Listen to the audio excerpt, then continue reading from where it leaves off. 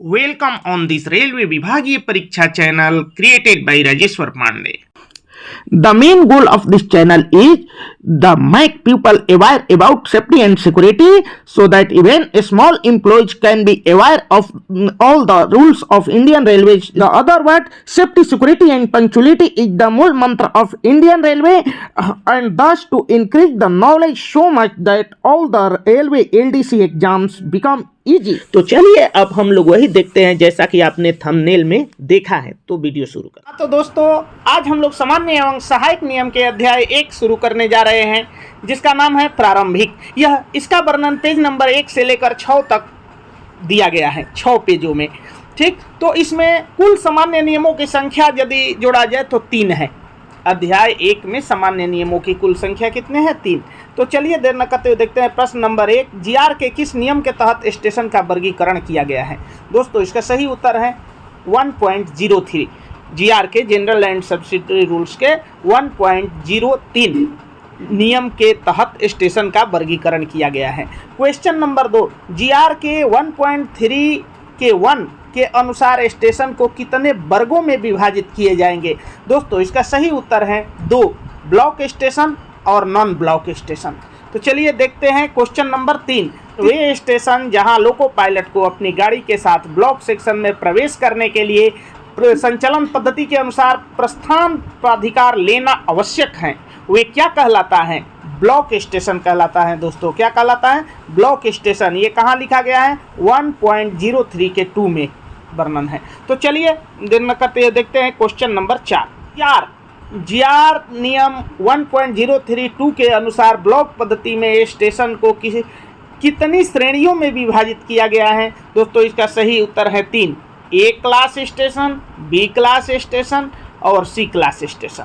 ठीक, यानी जीआर नियम जनरल रूल्स 1.032 के अनुसार ब्लॉक पद्धति में स्टेशनों को कितने श्रेणियों में विभाजित किया गया है? 3, ए क्लास, बी क्लास और सी क्लास।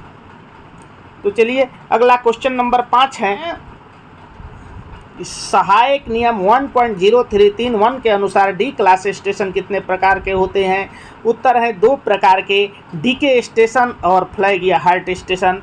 क्वेश्चन नंबर 6, किस स्टेशन के लिए कहा गया है कि गाड़ी के लिए लाइन क्लियर तब तक नहीं दिया जा सकता है जब तक कि लाइन जिस पर गाड़ी को जाना है होम सिग्नल से आगे कम से कम 400 मीटर तक या स्टार्टर तक साफ नहीं है?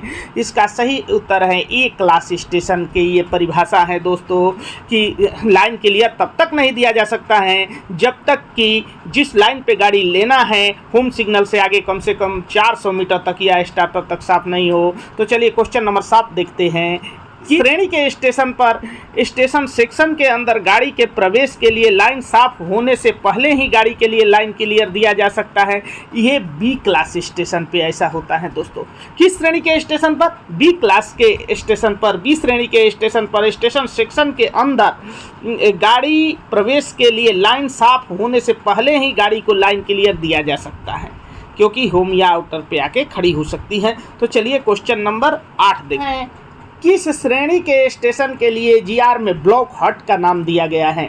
उत्तर है दोस्तों सी क्लास स्टेशन को जनरल रूल्स में जीआर में ब्लॉक हट के नाम दिया गया है। तो चलिए अगला प्रश्न देखते हैं क्वेश्चन नंबर 9 नंबर प्रश्न, किस श्रेणी के स्टेशन के लिए कहा गया है कि किसी गाड़ी के लिए लाइन क्लियर तब तक नहीं दी जाएगी जब तक कि ठीक पहले जाने वाली पूरी गाड़ी होम सिग्नल से कम 400 मीटर आगे नहीं चली गई है और वह चलती जा रही हो? यह सी क्लास स्टेशन का परिभाषा है दोस्तों। इसका सही आंसर है सी क्लास स्टेशन।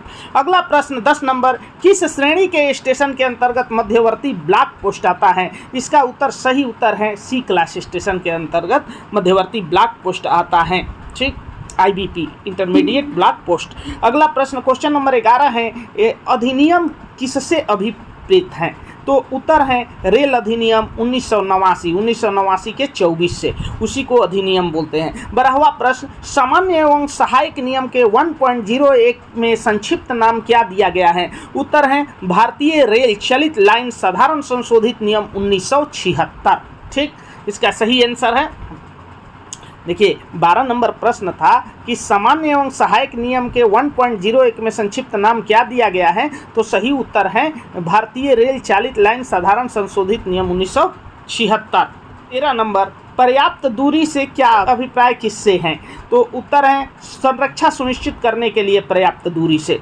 अगला 14 नंबर प्रश्न है अनुमोदित विशेष अनुदेश किससे संबंधित है, तो देखिए सीआरएस से है, रेल संरक्षा आयुक्त से। अनुमोदित विशेष अनुदेश रेल संरक्षा आयुक्त सीआरएस से हैं, जबकि वही केवल विशेष अनुदेश होता है तब सीओम से संबंधित होता है। तो चलिए देर न करते हुए क्वेश्चन नंबर 15। दोस्तों पूर्वोत्तर रेलवे के प्राधिकृत अधिकारी कौन है, उत्तर है प्रमुख मुख्य परिचालन प्रबंधक यानी पीसीओएम। ये कहाँ लिखा गया है 1.025 के पहला में। अगला क्वेश्चन नंबर 16 है सहायक नियम जारी करने तथा उसमें संशोधन करने अथवा अनुदेश जारी करने के लिए कौन प्राधिकृत है, तो दोस्तों 1.025 के पहला में लिखा गया है प्राधिकृत प्राधिकारी यानी पीसीओएम है, पीसीओएम प्रिंसिपल चीफ ऑपरेशन मैनेजर। अगला 17 नंबर प्रश्न है संचालन पद्धति के अधीन किसी गाड़ी के लोको पायलट को अपने गाड़ी के साथ ब्लॉक सेक्शन में प्रवेश करने के लिए दिए गए प्राधिकार क्या कहलाता है, उसको प्रस्थान प्राधिकार कहते हैं, अथॉरिटी टू प्रोसीड, प्रस्थान प्राधिकार। अगला प्रश्न क्वेश्चन नंबर 18 है कि रेल पथ पर 2 स्थानों पर लगाए गए वैसे विद्युत यंत्र को क्या कहते हैं जो उनके बीच आने तथा जाने वाली धुरियों की गणना द्वारा यह सिद्ध करती हैं कि उन दोनों स्थानों के बीच रेल पथ खाली है या भरा हुआ है। दोस्तों उसको सही में एक्सल काउंटर कहते हैं, धुरी काउंटर। ठीक। अगला प्रश्न क्वेश्चन नंबर 19। क्वेश्चन नंबर 19 है डबल लाइन पर पिछले निकटवर्ती ब्लॉक स्टेशन और सिंगल लाइन पर अगले तथा पिछले दोनों निकटवर्ती ब्लॉक स्टेशनों को किसी ब्लॉक सेक्शन से यह संदेश भेजना कि ब्लॉक सेक्शन अवरुद्ध है या अवरुद्ध होने वाला है, क्या कहलाता है, इसको दोस्तों ब्लॉक बैक कहते हैं। क्या कहते हैं, उत्तर ब्लॉक बैक। अगला क्वेश्चन नंबर 20 है डबल लाइन पर किसी ब्लॉक स्टेशन से अगले निकटवर्ती ब्लॉक स्टेशन को यह सूचना भेजना कि आगे के ब्लॉक सेक्शन अवरुद्ध है या अवरुद्ध होने वाला है, क्या कहलाता है, इसको ब्लॉक फॉरवर्ड कहते हैं। सिंगल लाइन में ब्लॉक फॉरवर्ड नहीं होता है, जबकि डबल लाइन में ब्लॉक फॉरवर्ड और ब्लॉक बैक दोनों होता है।